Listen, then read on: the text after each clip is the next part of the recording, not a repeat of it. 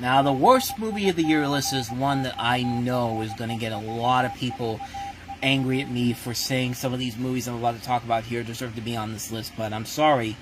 Some of the biggest hits of the year are going to be on this list. Specifically, the biggest release of the year so far, the highest grossing film of the year, which that should give you an indication of what that movie is. But there are only 10 movies on this list so far of the worst movies I've seen so far this year. And start off with one of the biggest disappointments from early on in the year, which was number 10, Wolfman. Blumhouse Studios doing what we've been asking them to do for the longest time. Reinvent the classic Universal monster movies. Do that and make us forget about the Dark Universe movies. And you failed to do that with this film. You did it with The Invisible Man. But the Wolfman, I don't know what the hell you guys were thinking on that one. Like, the concept is good. A slow burn movie where you have this family that's being attacked by the Wolfman, and one of them the father gets scratched and bitten, and he eventually will turn into the Wolfman, and eventually the whole movie is leading up to him becoming the Wolfman. But then at the end, when you finally see what this thing looks like, and it looks even worse than the one that was at Halloween Horror Nights last year, which did not look like a Wolfman at all. It did not look like a Wolfman at all. I mean, he looks like a freaking crackhead. I mean, that's literally what it looks like. He doesn't look like somebody who's the Wolfman in general, but on top of that, like, Universal, are you just trying to make everyone forget how great the Wolfman transformation in American Werewolf in London is? Because you seem like you want us to forget how great that is. Because every single time that anyone tries to do the Wolfman, it's got to be CG effects and not practical effects. And, like, it's just like, you're never going to top that transformation in American Werewolf in London. You're just never going to do that. And sadly, this one might be the worst one ever. If I have to say that Jacob from Twilight in New Moon is a better Wolfman than the Wolfman in this movie, then you have a massive, massive problem there, buddy. Yeah, this is unfortunately a bad movie. It's a major disappointment. I expect so much more, especially with the same team that did The Invisible Man. It's just like, what a mess. What a sloppy mess of a film this is. Number 10, Wolfman. Not the last time Universal will disappoint us early on in 2025. Case in point, number 9, Love Hurts, another one of the biggest disappointments of the year. I mean, you've got a movie that has 2 Academy Award winners, Ke Huy Quan and Ariana DeBose, and an action film produced by the team that gave us John Wick, Nobody, Violent Night, The Fall Guy. It's a good concept. A former hitman turned realtor who learns that his brother is hunting him when he reunites with his former partner, and I thought this was going to be the movie that was finally going to get Ariana DeBose out of that rut she's been in since she won the Oscar for West Side Story. But no, this just continued that trend. Like seriously, fire the person that is giving you these scripts, because you have somehow surpassed Louis Gossett Jr. for having the worst post-Oscar stretch I have ever seen from somebody who won the Academy Award. Like, oh my God, this movie was unbelievably bad. And I think it was because the studio heavily interfered with this, because this thing's only 84 minutes long. And an action movie like this does not have that long of a runtime if it's going to be good. This is a movie that feels like it was chopped and screwed at the last minute, and it was basically the studio that interfered with this. I have to believe that that's it, because I don't blame the actors for this. The actors are not bad in here. Ke Huy Quan and Ariana DeBose are perfectly fine here, but the action sequences, the lame attempts at comedy they try to throw in here, like, I could not believe how bad this movie was. This was an insult of what these people behind the scene, the producers of this, are capable of. We've seen them make movies like this and have made it work. Violent Night took a badass Santa Claus played by David Harbour and made that amazing. Like, it's unbelievable how bad that movie was. It didn't even make back its money back. It made $17 million for an $18 million movie. It's just like, like, what more can you say about that? It's a bad movie. I don't blame the actors for this, but seriously, Ariana DeBose, just please get somebody else to pick your scripts for you, because you are not doing yourself any kind of service by picking these scripts, because you are destroying your career with movies like this, as bad as these films are. But I mean, yeah, we do want to see Ke Huy Quan and Ariana DeBose in better movies. We want to see Ke Huy Quan in an action movie. I think he could be a good leading action star, but here, I don't know what they were thinking when they made this movie. What a mess of a film this was. Love Hurts, number 9 on the list, and yeah, it hurt me to give this a bad review. It doesn't, however, hurt me to say that number 8 is pretty fucking awful, Kinda Pregnant, which proves that the reason why Trainwreck was such a good movie was because of Judd Apatow and not because of Amy Schumer, because, good lord, that career went downhill fast. Amy Schumer stars as a 40-something school teacher who gets envious when her lifelong best friend and colleague and another co-worker are both pregnant, leading her to steal a fake pregnancy belly to pretend to be pregnant. So they basically just took the plot of Labor Pains, that bland Lindsay Lohan movie that came out 13 years ago, and said, we can do this with Amy Schumer, it'll be funny. Spoiler alert, it wasn't funny. It was really, really awful. It was an unfunny piece of garbage. There's nothing about it that's funny. There's nothing about it that's clever. There's nothing about it that's engaging. It wastes so many good, talented people on this. Like, not much more you gotta say about this one. This was just a bad fucking movie, man. Like, you know, it's no wonder why this got shipped straight to Netflix, and of course it was a big hit on streaming. Of course it was, because, you know, people had to see for themselves how bad this movie was. And yeah, this was a bad fucking movie. Number 7 on the list, Star Trek Section 31. The first real bad thing to come from Star Trek under Alex Kurtzman. I mean, this is arguable.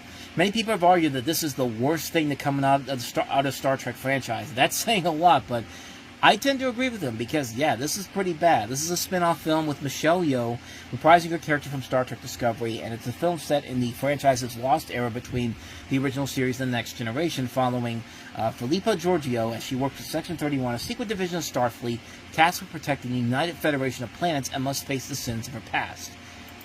So what really made this movie not work? I think, really, it's a number of different things. One, it's trying way too hard to copy the Guardians of the Galaxy motif. I mean, this is a movie that's trying to work off of that element of the Guardians of the Galaxy movies and bring it into Star Trek, which, in the hands of a better writer and director, could be that case, but not the same man who gave us infamous disasters like The Devil Inside and The Fourth Kind. Actually, it's just The Fourth Kind, but still, The Fourth Kind was a piece of garbage. This isn't the same director that did The Devil Inside. He's done a lot of bad stuff too, but no, this is not the same. This is the director that gave us The Fourth Kind, which was one of the worst movies of 2009. I mean, just, would you really be that surprised at how bad this turned out to be? It's just the fact that of everything that Star Trek has done, this turned out to be the worst thing that they have ever done. That says a lot. I mean, this is the same franchise that gave us a William Shatner-directed Star Trek movie, which was basically nothing but bad jokes, and just a lazy excuse to bring God into the Star Trek universe, and not do it very well at all. This is the same franchise that gave us Star Trek Nemesis, Star Trek Insurrection, which, to be fair, Nemesis was a whole lot better than Insurrection. I personally say Insurrection was the worst Star Trek film up until I saw this. I mean, this is definitely one of the worst things to come out of Star Trek ever, if not the worst thing possible. This is a terrible movie, not worth it at all. I couldn't believe how bad this was. Hey, let's burn this one to the ground once again. Number 6, How to Train Your Dragon. Let me go ahead and, say something about this dumpster fire as I'm pissing on the ashes of it, because this is a terrible movie. This is a terrible movie, and I don't care that people like this more than the Disney live-action remakes. It's a piece of garbage. It's a movie that claims itself to be a shot-for-shot remake, and yet it's a movie that adds 30 minutes of pointless junk that you did not need, because the original movie is such a classic film. Yeah, there's parts of this I like. I like Mason Thames, I like Gerard Butler, and I like the vision of Toothless in a live-action film. But that still doesn't make this movie any good. It's nothing but a bland, shot-for-shot remake that adds stuff that isn't necessary, that doesn't make it a shot-for-shot remake.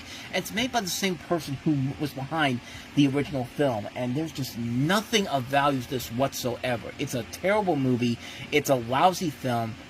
Like, this is garbage. This is a really, really bad movie. I don't care what anybody says. This is worse than anything that's come out of the Disney live-action remakes, bar none. Like, I'll stick with that till the day I die. That'll be right there with me saying that that Star Wars has been better under Disney. I will stick with that until the day I die.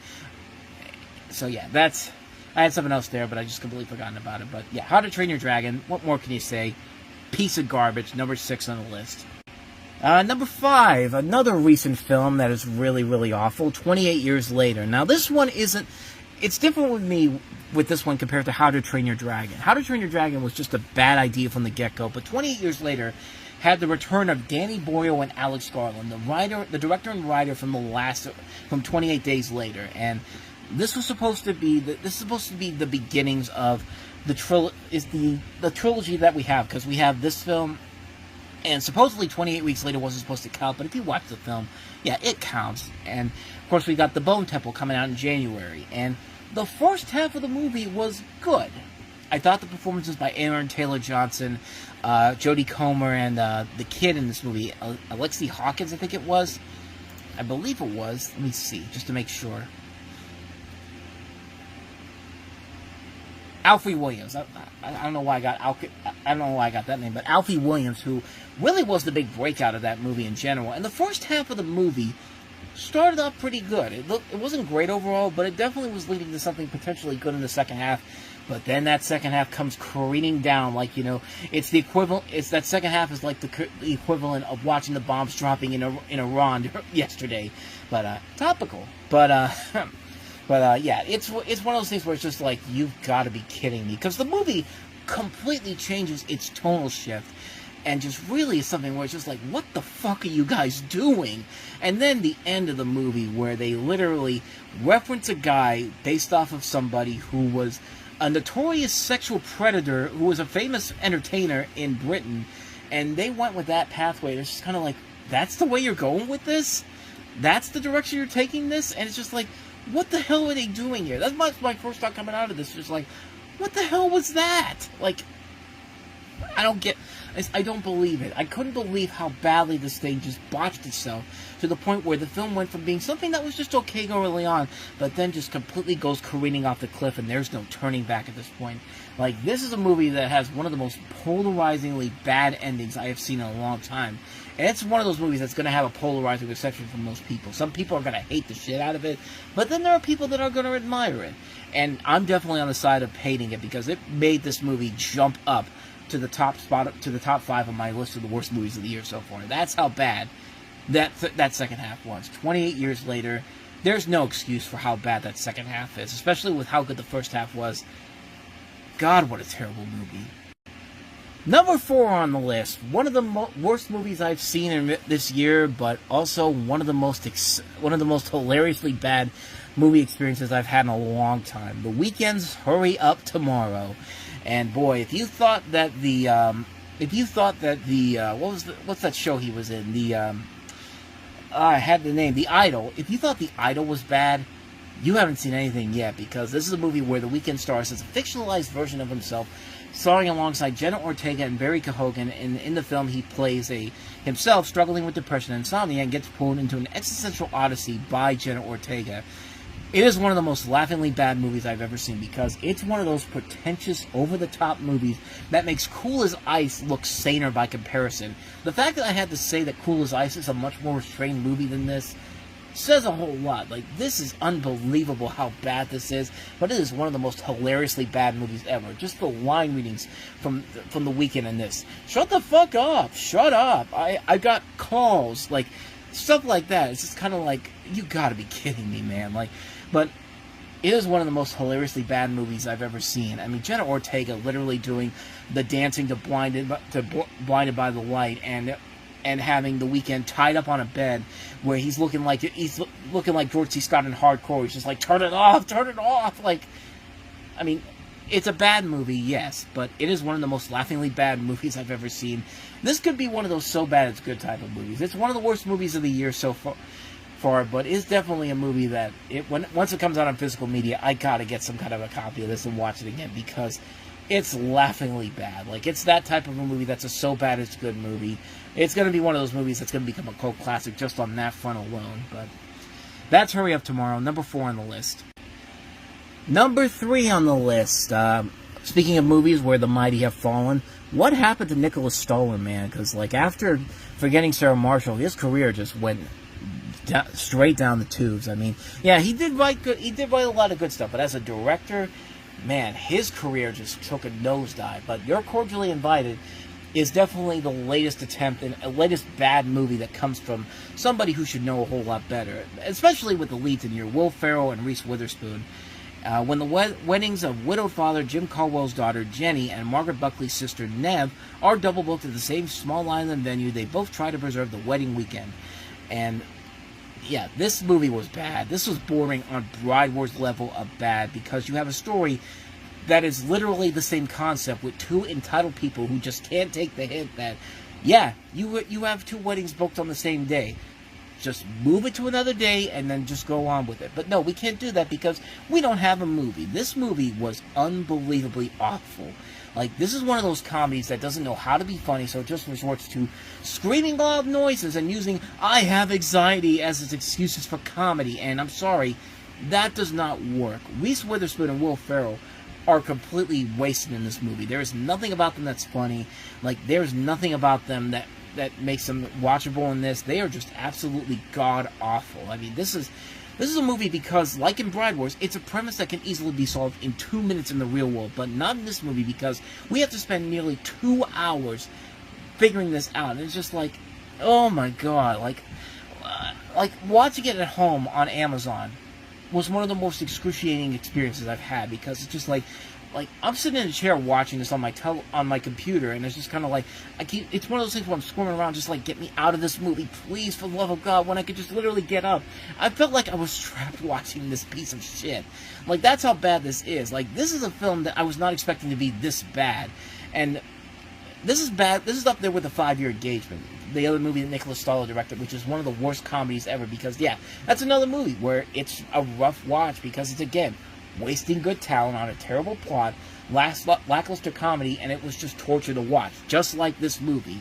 That's what it felt like watching this movie. It was pure torture watching this. It wasn't funny, it wasn't clever, it wasn't charming.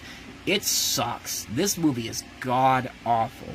You're Cordially Invited. Yeah, You're Cordially Invited to go fuck yourself. Number 3 on the list of the worst movies I've seen so far this year. Moving on to number 2, another bad movie that's on a streaming service, The Electric State, which is, of course, produced and directed by the Russo brothers. And this was a movie that is set in a retro-futuristic past where you have Michelle, played by Millie Bobby Brown, who's an orphan teenager, traveling along the American West in search of her younger brother. And joining her on this journey is a sweet but mysterious robot and an eccentric drifter played by Chris Pratt, in a cast that includes a ton of notable names in here. I mean, Ke Huy Quan, Jason Alexander. Ke Huy Quan's on this list twice this year. I mean, I love this guy. I don't want to put him on this list because he was so great in Everything Everywhere All at Once. But you have Giancarlo Esposito, Stanley Tucci, Woody Harrelson, Anthony Mackie, Brian Cox, Jenny Slate, Hank Azaria, Coleman Domingo, and Alan Tudyk among the cast in here. And, like, this movie sucks. A $320 million movie made exclusively for Netflix, where you're never going to see that profit. No matter how hard you try, you ain't seeing that profit on this movie. Even if you release this in theaters, this movie would not be making money whatsoever. This is the type of movie that the Joker was trying to say with him burning the money in The Dark Knight. It's not about the money, it's about sending a message. And that message is that Netflix, with one fucking movie, outdid Apple TV Plus in terms of how to waste more than $250 million on a piece of regurgitated garbage.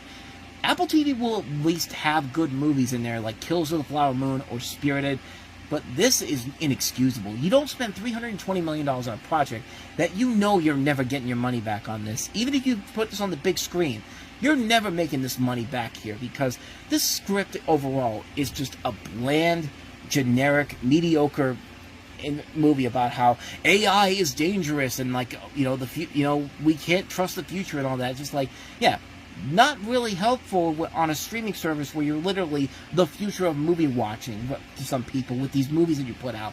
But it wastes its cast of this. The worst part about this is that it has a half-assed message and an ending speech by Millie Bobby Brown about how important real life is, with this terrible music that sounds like something out of a bad commercial you would see, telling you, it's okay to be afraid, you're not alone. Like, you expect the piano music to start playing. It somehow makes Harry Connick Jr.'s speech from Independence Day into a stronger speech by comparison. That's how bad this is. And it doesn't work because it's a hypocritical message for telling us how important real life is with a speech that's more likely written by AI and ChatGPT, and you're watching this on a streaming service instead of having that message out there on a big screen. Like, this is unbelievable how bad this is. Everybody who's involved in this movie should be ashamed of themselves for putting this out there. Like, this is a terrible movie. They made toys and Funko Pops thinking that they were going to make a profit off of this. Like, nobody is going to buy Electric State stuff. Nobody. No one whatsoever. Like, this is one of the most inexcusable messages of a film I've ever seen in my life. This is unbelievably bad. This is one of the worst movies of the decade, The Electric State. And yet somehow one movie managed to top every other movie that I've seen so far this year to be one of the most annoying movies I've seen in a long time. Number one on my list, the movie that could possibly have killed movie theaters, and that is, of course, a Minecraft movie. The movie that basically nearly killed the movie-going experience for people when people decided to act like assholes by shouting out "chicken jockey" and just becoming complete animals inside of a movie theater.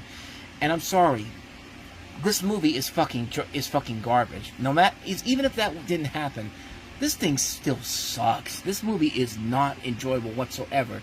There's no story. The comedy is terrible. The actors in here are completely useless.